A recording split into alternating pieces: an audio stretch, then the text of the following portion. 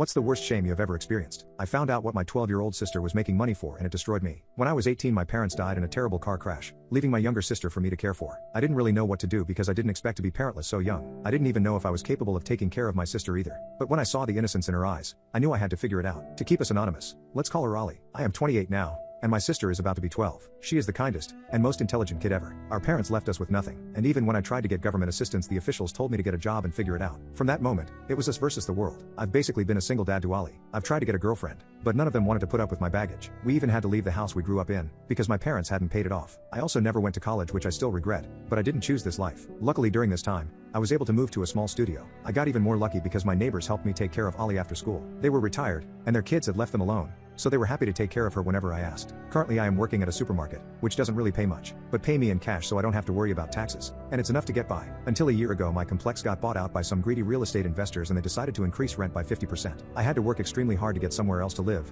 especially since rent prices were increasing so much. I wasn't going to remove familiarity from Ollie's life, so I sucked it up and got another job at a laundromat. Up until this point, every special occasion I would take Ollie to get her hair styled at the salon. It was almost always on her birthday, but I also made sure to take her before her first day of school, when she received any honor roll awards, or whenever she got straight A's for a semester. It was the only time when she could forget about being poor and feel beautiful. This past year, though, I haven't been able to, since inflation has been raising prices so much, and rent keeps rising. Luckily, since I picked up the job at the laundromat, I was able to give all the quarters people left behind for Ollie to spend on herself. Well, 2 days ago, Ollie started telling me to check out her phone. When I opened it and read it, she looked full of joy. I saw $500 in stocks. I asked her how she got them, and she said she used my social security to open up an investing account and started investing all the quarters I gave her by giving them to my neighbors in exchange for their card. She kept jumping up and down with so much happiness, so I asked what else was up. I shed a tear at that moment. Ollie asked me if the money she had made was enough for her to go back to the salon before her award ceremony. A piece of me left my body because I didn't think she was this conscious of all our salon trips, but I could see her glistening to look beautiful again. I instantly told her that I would take the money out and we would go tomorrow. Instead, I just changed the password of the investing account she had made